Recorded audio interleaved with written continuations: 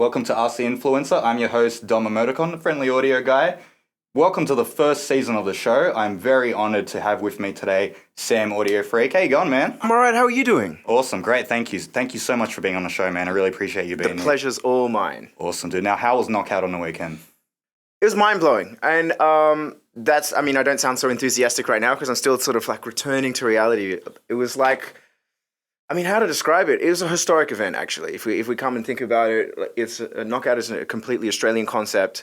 Normally, big events are held in Sydney. That's kind of seen internationally as the mecca for hardstyle in Australia. And so to have it in Melbourne was absolutely incredible. The backdrop was fantastic. The weather was perfect. Everybody was well behaved. There was no like crazy medical emergencies, no big punch-ups, as I'm sure you're aware happens at Sydney parties, nothing like that. And the fact that there's so many people there having a good time in Melbourne, of all places, not to take away anything from the people down there, it's historical. Honestly, it was a historical moment. It felt like, to me, kind of like DEF CON for the first time, DEF CON Australia for the first time. And it really felt like something special to everybody down there, beginning like a new chapter for the Aussie hard dance scene. So it was really, really cool. Awesome, great. Well, I guess it's a great substitute for DEF CON at the moment with the whole political situation going on, and everyone needs more parties. We need more parties here. Absolutely. But I think, to say a substitute for DEF CON, I don't even want to say that, man. I think it's a new chapter. True, okay. So DEF CON is closed. We've had that period, and now it's beginning a new era. So no, that's a good point. Yeah, so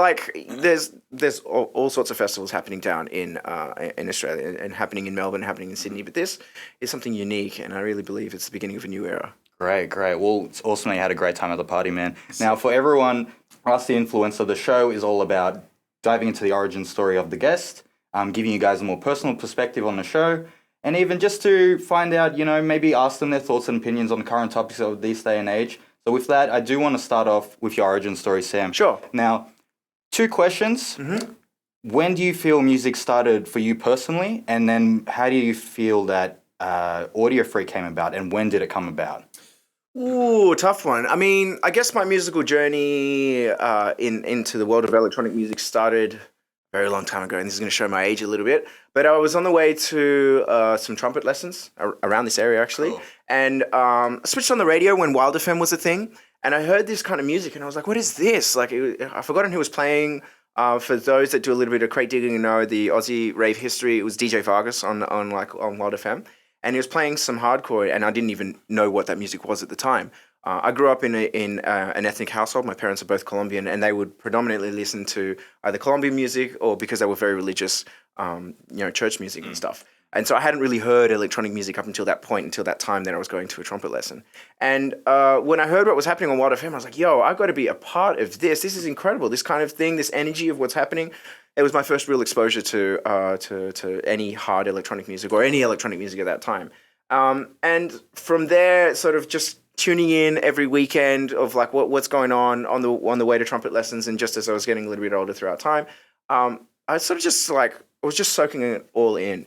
And at a certain point, I was sort of diving into not just what is this music, but also how do I make this music? I was never content to be just passive in my relationship with music. I always wanted to be a creator, not just like another person that's playing off sheet music or whatever. I wanted to make it. And so throughout diving through old shareware CDs and whatever, I started picking up little random bits of software and this is how I record stuff, and this is how I put things together, this is how I loop things and all that sort of thing. But my journey started almost 15 years ago, right? Wow. Yeah. And through listening to what was happening on the radio with Wild FM, and a big shout out to Weaver and Sway, who cut their teeth on the community radio of CPX. Just through that kind of exposure and that hunger, it was a very organic, slow, isolated growth because there was no forums back then. There was no YouTube. There was nothing. And just through that very remote sort of kind of I hear something, I think it's cool, I want to try this, I want to try that, was kind of how I began my journey. And then I think I had my first release in 2005 on vinyl. Wow. I was collaborating with a guy known as DJ Silver, who was running happyhardcore.com, the forums there. And he picked up on some of my music, what I was playing around with, and he released something on a compilation CD. And then a short time afterwards, there was a guy known as DJ Hayes who started Executive Records. Cool. And that was a really underground Aussie hardcore Aussie freeform kind of thing. That was distinct from, other stuff that had been going on at that time. And that's sort of the real, beginnings of that sort of releasing music and making music. And then from there, it sort of just grew, just like meet new people or people on forums on the internet and just make new music and just kind of grew from there. And yeah. And Audio-freq came about as a result of my leaving Bioweapon. So, in about 2008, Code Black and myself started a duo. So before we were really, we're still kind of like hobbyist kind of stuff. So before we were really anything, we started off as a collaborative effort. I was living in the UK at the time, and he was sort of cutting his teeth, again, learning software and he hadn't had any releases in that point, and we collaborated together and started Bioweapon, started making some hardstyle. Because before we both came from the UK hardcore background, right? So we were both, fans of Darren Styles. He in particular, he was a huge fan of Darren Styles. I was more of a fan of Brisk and Sharky and all that sort of stuff. But big titans of the UK hardcore industry. And when we came together, we're this hardstyle thing, this is kind of cool. It's kind of growing. We like the melodic aspect to it. We like that the production value is a little bit higher than what was happening in the UK hardcore scene at the time. And yeah, around 2008, we released some music. 2009, we started getting bigger. And then around 2011, we moved from Australia over to the Netherlands and then went our separate ways around that time. And then that's when Audio-freq was born. Right, cool. Now, with your move overseas, tell me, what was your thought process behind that? Do you feel that your career has grown a lot more so overseas? Tell me. Yeah, look, I mean, the whole reason why we moved was because we felt like we hit a ceiling.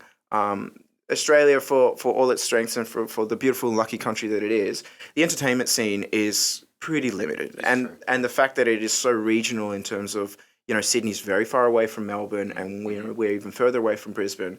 For what's happening with the clubs and with what you can do, there's only a small amount of places that you can play. And after a while, after about a year of us, full-time performing, we felt like we just hit that ceiling and that people were getting, I don't want to say bored, but, there's a certain point where you've saturated the market.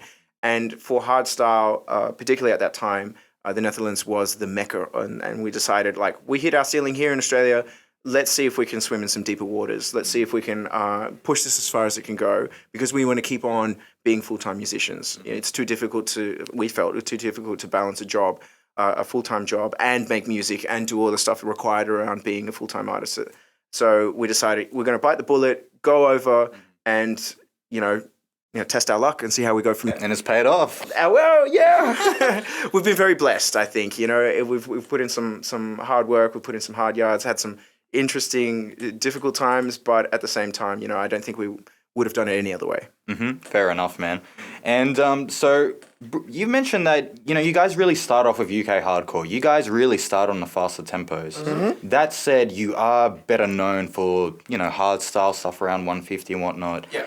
Now, do you find that audiences with artists, they get really attached to a certain sound and style that they produce, and it becomes a little bit challenging for an artist to experiment with other genres? I think yes, in a way, but I feel like audiences now are different. They're a little bit more open-minded. I think if you've laid a foundation where you are known for one thing, then yeah, definitely people are going to expect that one thing from you.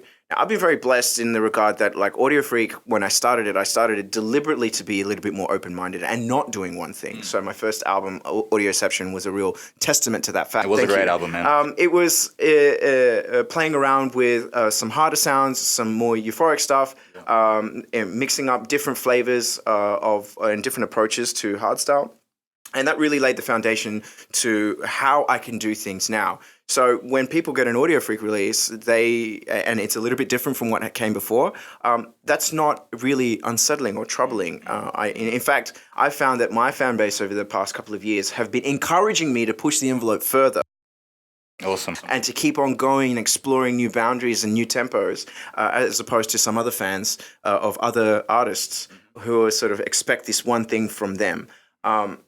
To pull up a very crude example, I don't imagine that a lot of Radical Redemption's fans would be very impressed if he did a euphoric track or a reverse bass track, right? Yeah. He's known for his one thing. Right. That's fine. That's fine. It's no disrespect to him. It's just that's what he's known for. Yeah.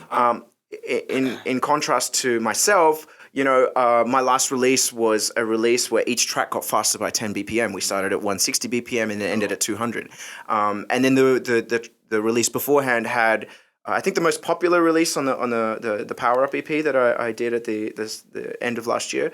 The most popular track actually was a donk track. Right. Yeah. If I look at the plays on Spotify, it's the one with the most plays. Yeah. And the traditional hardstyle thing that I thought would have done better didn't. Right. So I've been very blessed in the fact that like my particular audience understands and is aware of the fact that I can go here, go there, go anywhere, and they encourage it. Yeah, oh, that's really interesting. It's really cool. Now, I've got some questions from some fans for you. So, first question from Chris B. Chris would like to know, Sam, do you feel producing tracks over 170 BPM is like a breath of fresh air in the scene, especially more recently? And he asks as well, do you feel the urge more so recently to produce tracks at a higher tempo, faster tempo? I'm going to start with the second question first, then go back to the first one. So, actually, I'm working on a 200 BPM EP now. Wow, cool. I'm halfway through it. Oh, keen. Yeah, really, really cool. I mean, for me, I've always thought about music as, at least hard dance music, to be energizing. That's the main focus of what I've wanted to do. Mm-hmm. So if I've done something at 150 or if I've done something at 170 or even at 200, the core focus has never been really about like the feels or a particular vocal or whatever. It's always about delivering a fun dance floor experience and something that energizes me and that gets me really excited. So because of that, I thought, wouldn't it be really fun to do a whole EP at 200 just because I can say that I've done it? And yeah. That was a kind of personal challenge to me. And then, of course, the tempo is really fun and energetic and whatever. And so awesome. So in terms of whether working at 170 is refreshing for the scene, I can't really say. And the reason being is because I'm a little bit ignorant as to what's happening outside of my very, very in front of me worldview.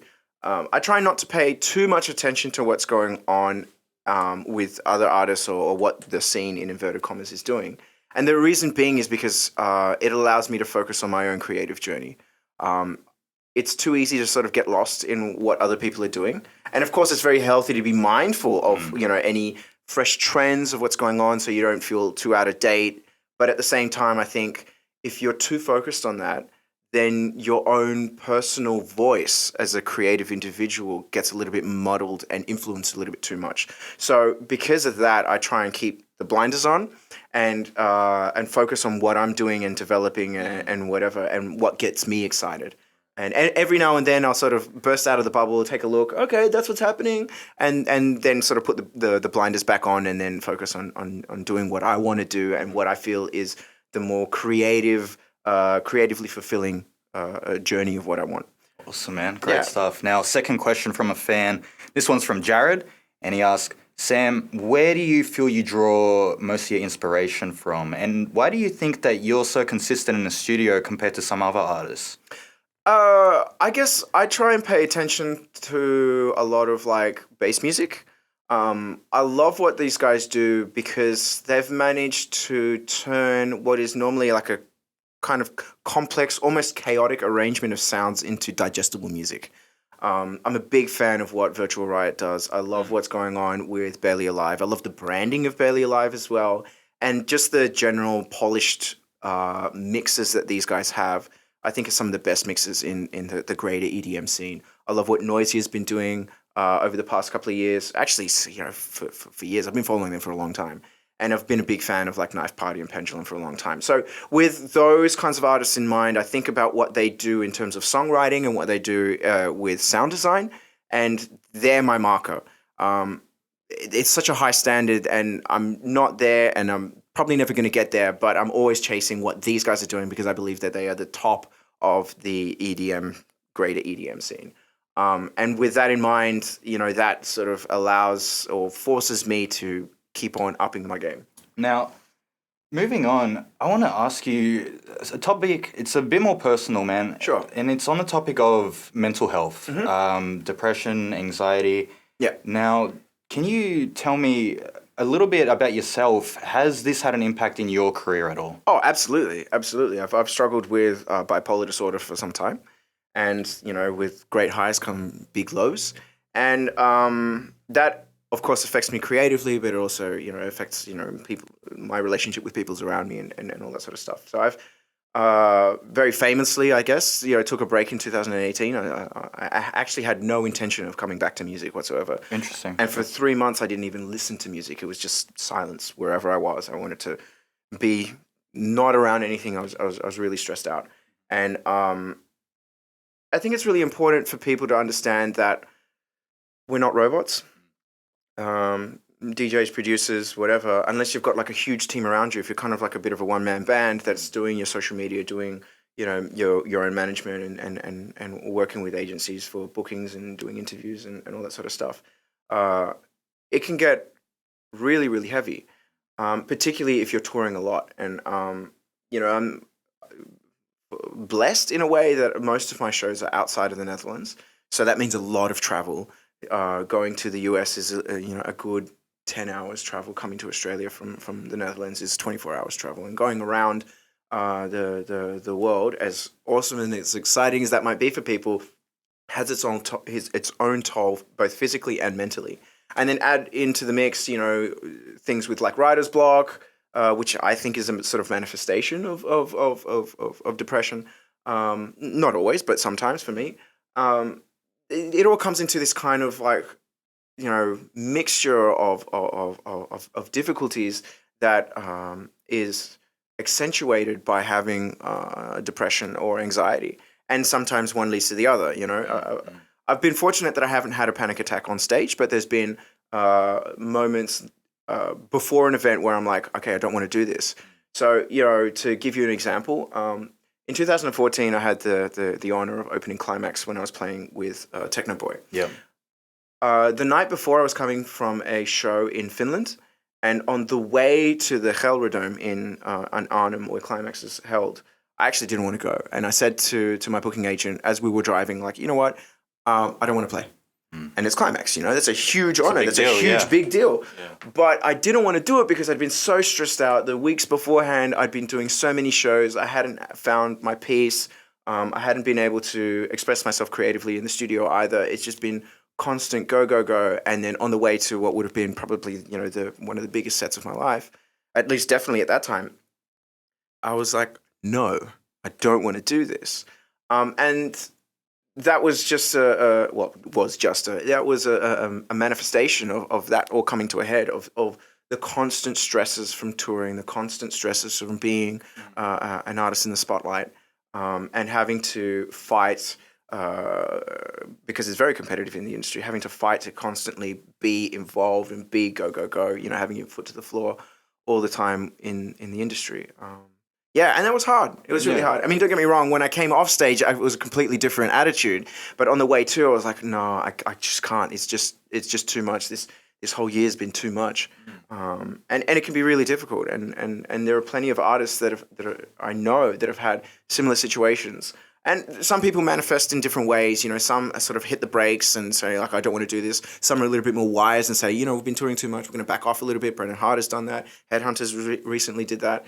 And others, unfortunately, find more self-destructive ways of how to deal with that. And, maybe drink a lot or substance abuse or whatever, before shows, at shows, after shows, whatever it is. But it's, like I said, we're not robots. Creative individuals are not robots. I mean, we're humans, right? We're just like everybody else. And when you're working a job, 50 hours a week or whatever, no matter what that is, if you're a laborer, if you're working as an accountant or whatever, there does get to a point in time where you need to take time out. I couldn't agree more, mate. And thank you very much for just even talking about it. It's a very difficult subject to talk about. Even, we never really get over it. It's just something that I think is a part of us. Mm-hmm. And on that note, do you feel that you're handling these things a lot better? Do you have strategies? Maybe if someone asked you, what do you think helps you? Maybe they can do it for themselves. What do you think will help? Well, for myself, what I've found is taking care of my body helps a lot. Yep. So I'm not a fitness freak by any stretch of the imagination. If you've seen Headhunters' Instagram over the past couple of years now, the guys hit the gym like no tomorrow, man. Yep. I'm not that hardcore, but I try and work out at least twice a week. Cool, and I cool. try and eat very clean as well. I mean, it's difficult to do it on tour, and airplane food is really not the nicest. Yeah. But I try as much as I can do to be physically active, to get some solid workouts in, and that sort of helps counter any sort of mental stresses that I have, like be it the endorphins or Right. the testosterone or whatever's going on. Right. I don't know that much about bodybuilding, but that helps a little bit, as well as, doing meditation helps a little bit as well. Take some time out, take some me time or whatever. And also, what I think, there's a couple other strategies that I have as well, not just meditation, but also having a plan before I go into the studio and sort of setting out goals and strategies of like what I want to achieve before a session. And so that way there's a little bit less pressure. There's like, okay, I just need to do X, Y, and Z today. And then I walk away and that's it. I don't try and binge the studio. I have I treat it like a job. Right. So I go in 8 hours a day, and once I've done my 8 hours, I walk away. But when I go in with a plan and I have a sort of set of targets and goals, after those 8 hours, I can walk away and say, I didn't waste my time. I did what I wanted to do. I set out what I needed to do, and then I feel satisfied.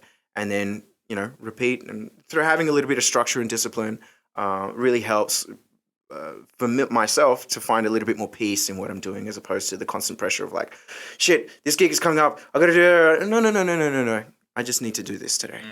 So a few times I've sort of walked in into the studio and there's all sorts of crazy thoughts going on. But, my initial plan was like, I just need to make a kick and bass today.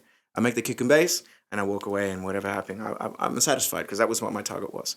And then I'm happy with that target. And then walking and finding that balance of like setting a goal, being able to step away a little bit and then take care of the body and take care of the mind is part of my strategy of being able to find balance in the whole world of this craziness. Interesting. That is, the music journey. Yeah, right. So you definitely maybe say balance is important. Absolutely. Healthy body, healthy mind. Absolutely. And even goals, Totally.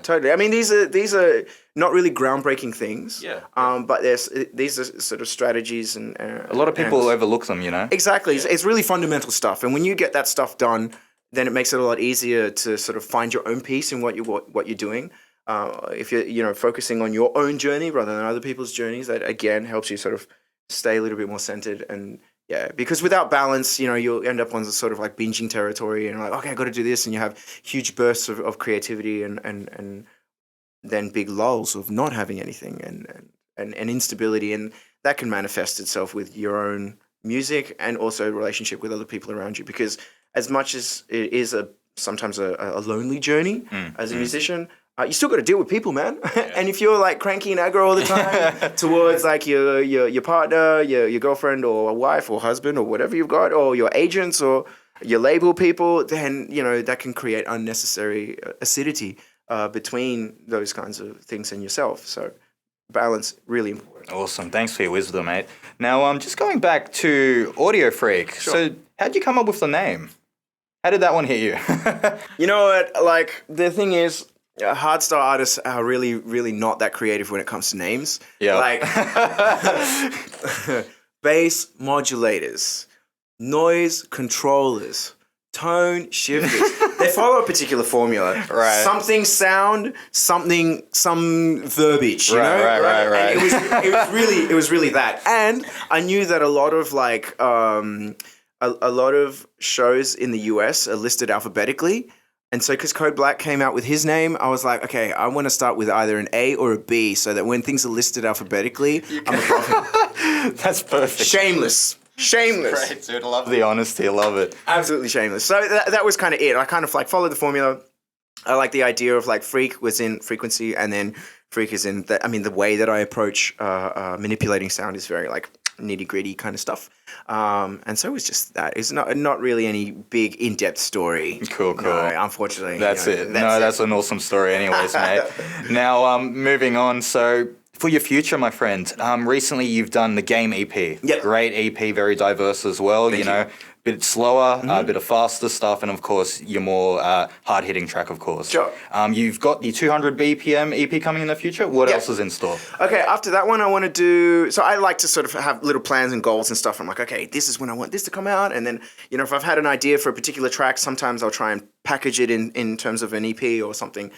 So you can kind of get a little bit of branding around it or maybe do a tour concept around it. So first we'll do the 200 BPM EP, which I've entitled Ascension. And that kind of goes with this whole sort of religious aspect or cultic aspect of what I've been, you know, playing on social media. And then after that, I'll do a back in time kind of 2011 Hardstyle EP. Awesome. Just to sort of touch on the flavors of that kind of era, because I feel like that's missing a little bit in Hardstyle. Yeah. And it's really nice, you know, and I don't want to do a track just by itself. I want to have a reason to do it and stuff. And I felt like doing an EP that is kind of flavored towards that is a good way to do it. Then after that, I was thinking of doing maybe a raw 160 kind of stuff. Sort of, I've been enjoying what Rebellion have been doing. I like what they've been doing. I just love that sound. So again, I didn't want to just come out with a random collection of tracks here, there, and everywhere. Even though that's often how I produce, I wanted to have a little bit more strategy behind it. And so I thought maybe packaging up these different flavors and ideas in terms of EPs and then drip feeding them out throughout the next year would be a good way to do it. So yeah, that's what we're doing. We're doing up-tempo, classic, and then, you know, nice and raw. Awesome. Great, man. I'm looking forward to it. It's going to be fun. It's going to be really, really fun. And yeah, I guess each one of those EPs presents a nice personal challenge as well. So I'm looking forward to the result as well. Great. Wrapping up the show, man, thank you so much for being here today. Now, I like to finish the show with leaving the guests the opportunity to ask the audience a question. It can be any question at all, can be about you, your projects, or just a random question if you want to ask the audience if they're looking forward to Star Wars. What's your question, mate? And just down to the camera. For sure. Okay. Ooh, question. This might be a little bit topical, so I don't know how dated this is gonna go. This might either age like wine or age like milk. Is Baby Yoda really as awesome as we think he is? It's great. Awesome. Perfect question. Thank you again for being on the show, Sam. All the best with your future, mate. Thank you. Cheers. Thanks for having me. Hope you all enjoyed this episode with creative musical genius Audio-freq. Stay tuned for the next episode where I talk to John Walker, better known as Kutski, about his DJing career.